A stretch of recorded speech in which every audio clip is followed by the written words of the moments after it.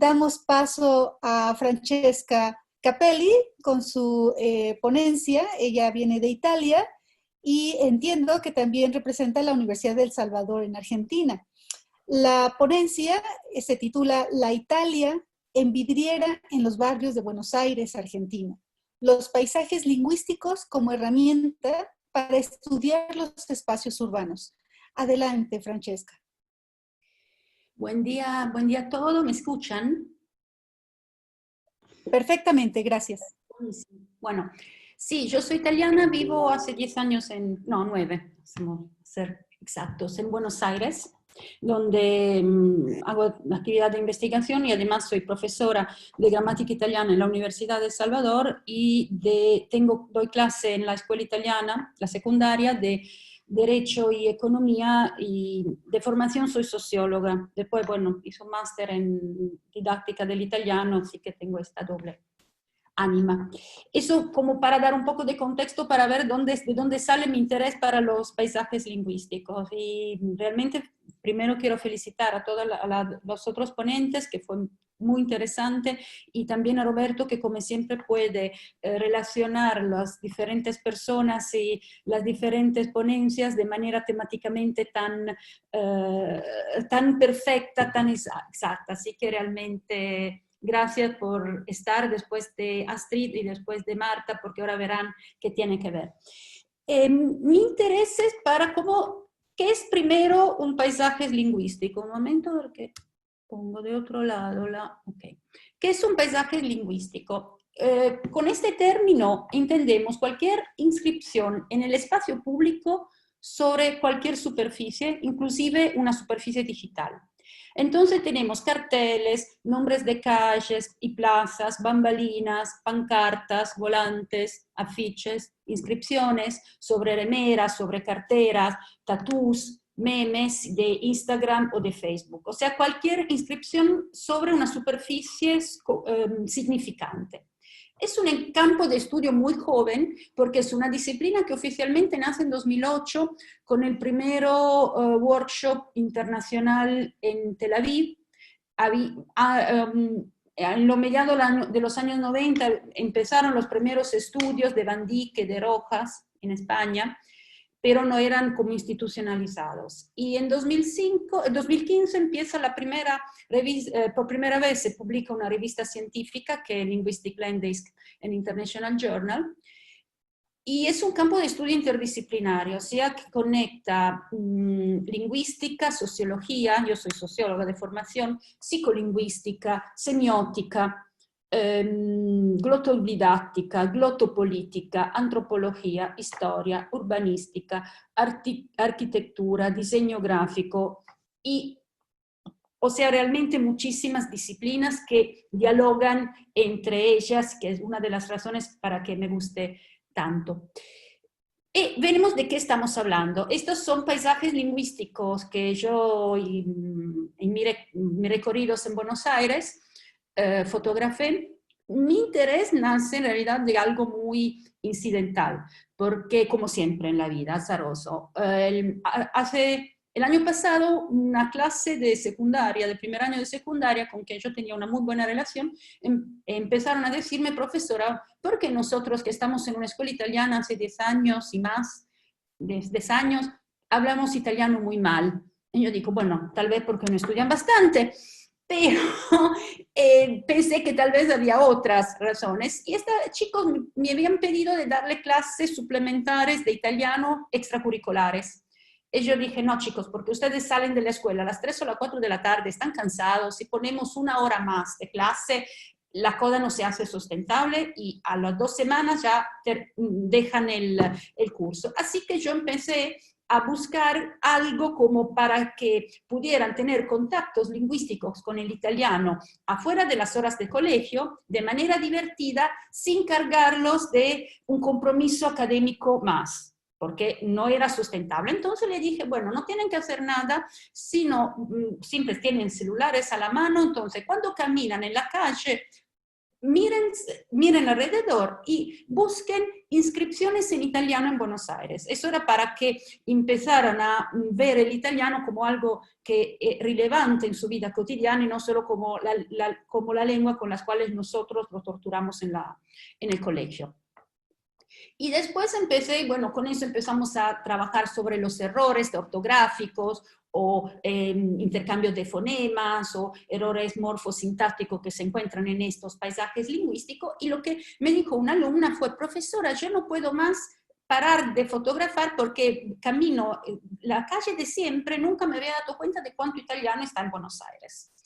Entonces, desde ahí empezó a picarme el bichito de la investigación y ahora estoy profundizando este campo no solo del lado de encontrar herramientas didácticas, sino de ver cómo es la presencia del italiano en Buenos Aires y problematizarla. Entonces, estos son ejemplos de lo que estamos hablando. Pinuccio, nombre italiano del sur, menù mezzogiorno, che sería il mediodía, e bandera italiana. Amici miei, es un restaurante en la zona de San Telmo, que es una zona turística.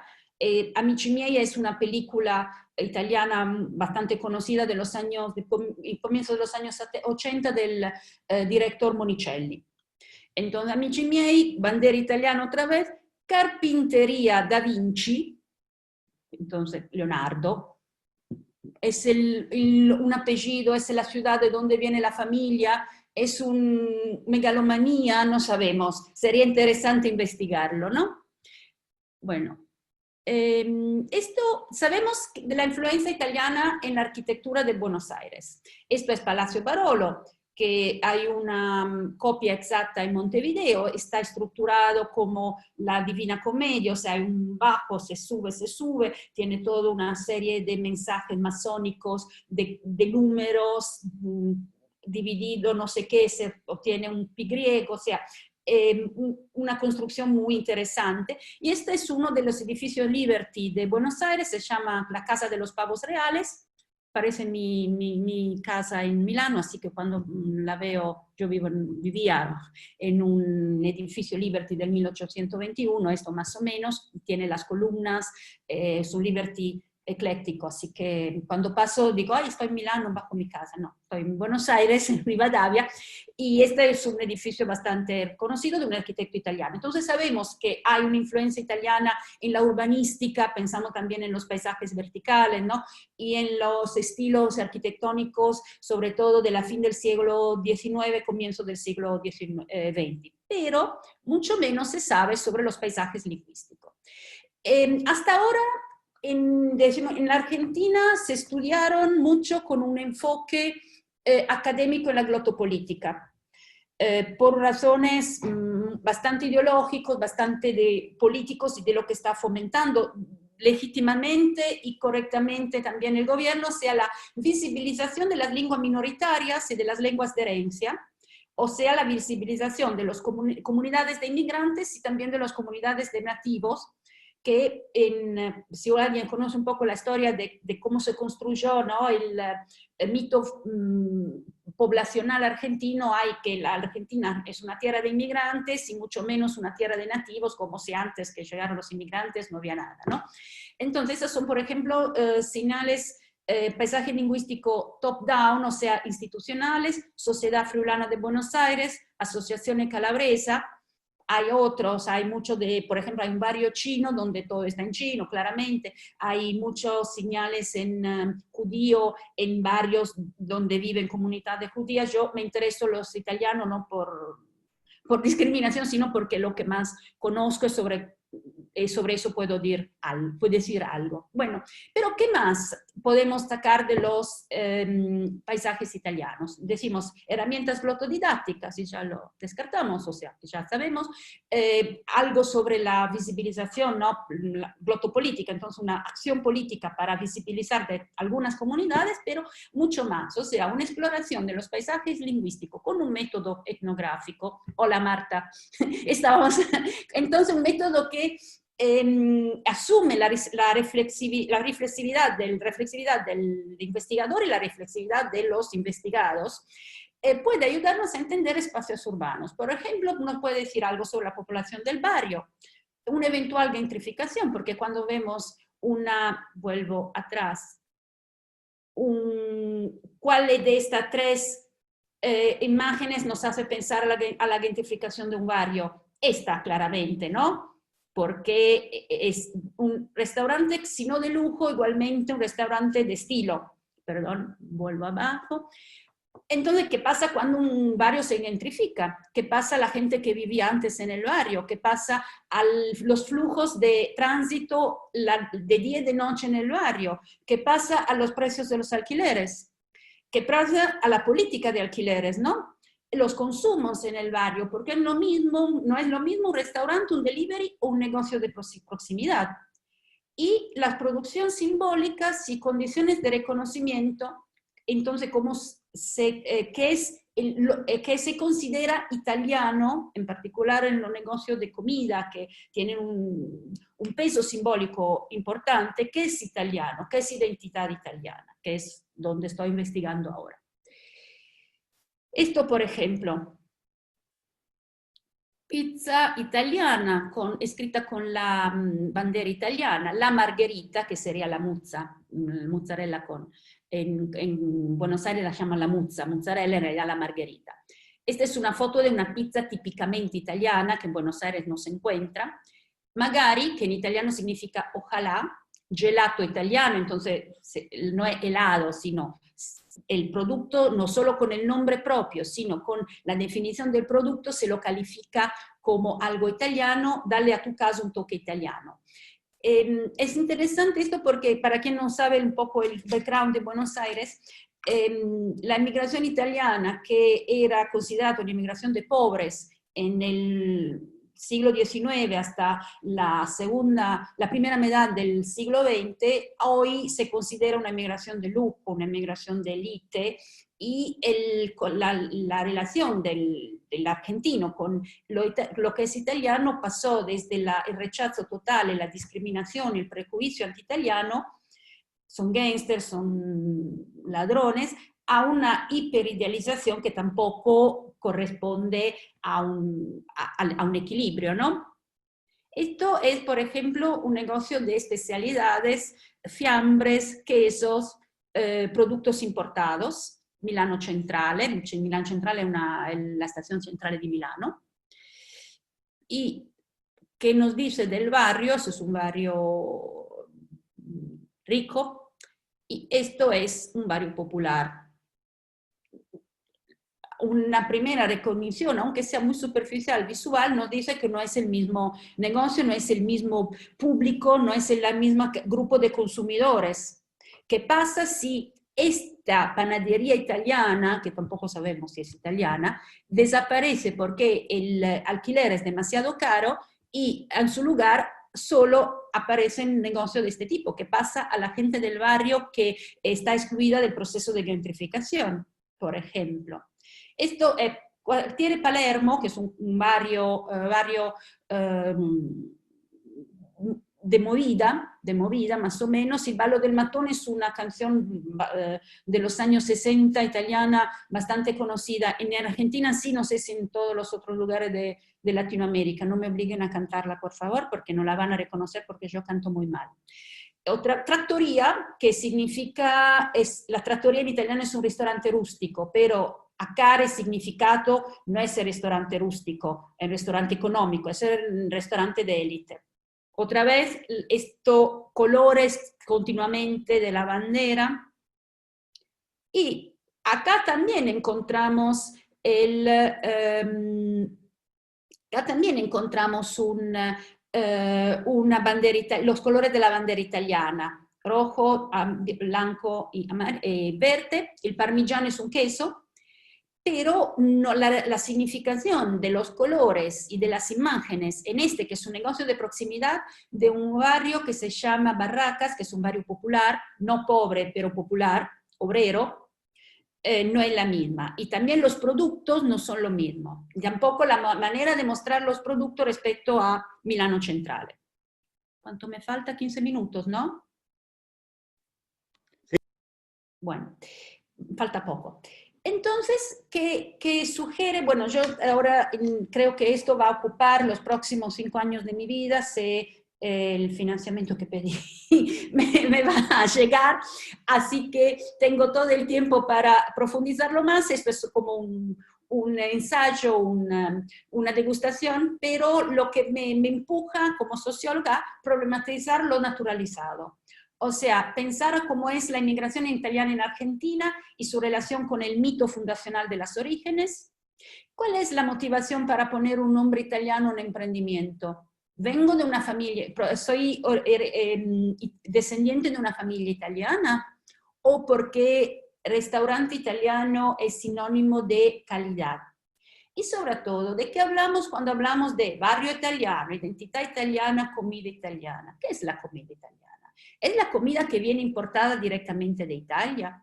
¿Es una comida producida en Argentina por argentinos con materias primas argentinas y con recetas italianas? ¿Es una comida producida en Argentina con materias primas argentinas con recetas argentinas por italianos? ¿Es una comida producida en Argentina con ajustes argentinos pero con materias primas importadas desde Italia? No sé, espero vivir bastante para descubrirlo, por lo menos para problematizar y cuestionar lo que tenemos naturalizado. ¿Y cómo se inserta un emprendimiento en un barrio? ¿Y cuáles sinergias positivas o conflictos puede despertar?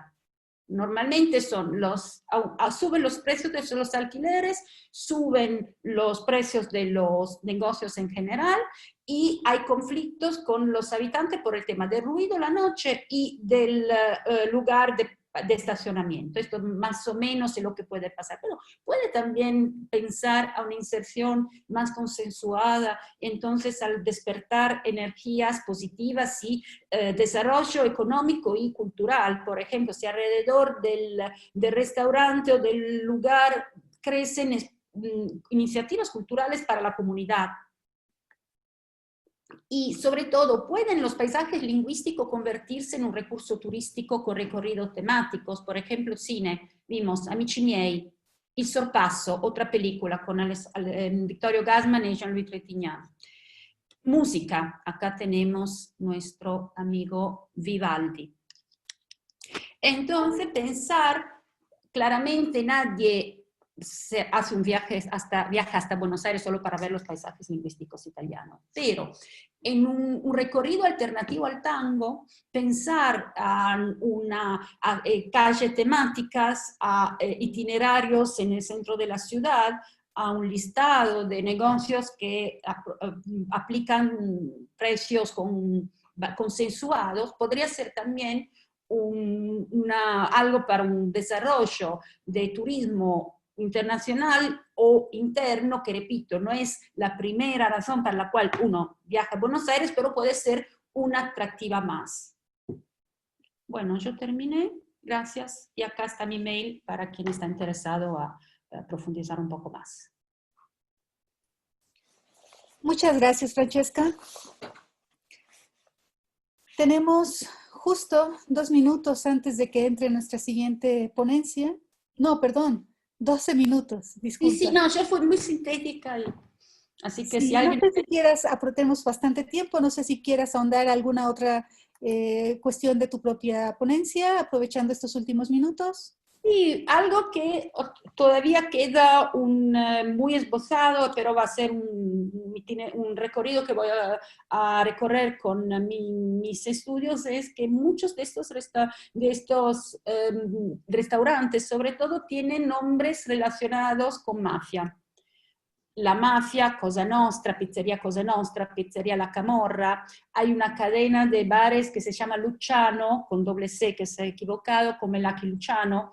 Entonces ahora estoy con una investigación que vamos a ver cómo se construye también el estereotipo del mafioso en la Argentina, del mafioso italiano, de cómo se juega con el código, porque hay un restaurante que se llama Arte de Mafia, donde el dueño tiene un cuartito donde recolectó toda una serie de objetos de su abuelo, su padre que venía de Sicilia, y se se asombra, que la gente le dice, mira, pero un momento, hay algo que nos cierra, ¿no? Que me hace ruido. Y dice, pero eso no tiene nada que ver con nada, o sea, es lo que tenía mi padre. Entonces, eso es bastante interesante también porque todos los referencias pasan por el cine, o sea, por El Padrino, sí, esencialmente por la película El Padrino o otras películas de cine. Entonces, como si la aceptabilidad de un signo, de un mensaje, de una referencia mafiosa se bonifica se epura de una manera porque pasa por el cine y no es más, pierde su connotación con lo que es la criminalidad organizada verdadera. Así que si todo sale bien, me dan la plata. En los próximos años voy a profundizar más esta construcción del estereotipo del mafioso y su resignificación a nivel de códigos, tanto en producción como en condiciones de reconocimiento que genera, y también la problematización del tema de la identidad italiana, de la cual todos hablan en Buenos Aires, todos se sienten un poco italianos, pero es un concepto muy ancho que abarca un montón de cosas y que tal vez hay que problematizar, por lo menos si somos sociólogos y no solo descendientes o italianos. Claro. Francesca, tenemos un comentario de Mónica de la Cruz. Ella escribe, muchas felicidades, Francesca. El paisaje lingüístico se explora mucho en diseño gráfico, pero lo interesante aquí son las connotaciones y las posibilidades de análisis de mayor calado que estoy segura arrojará información muy valiosa sobre los aspectos ideológicos y sociales.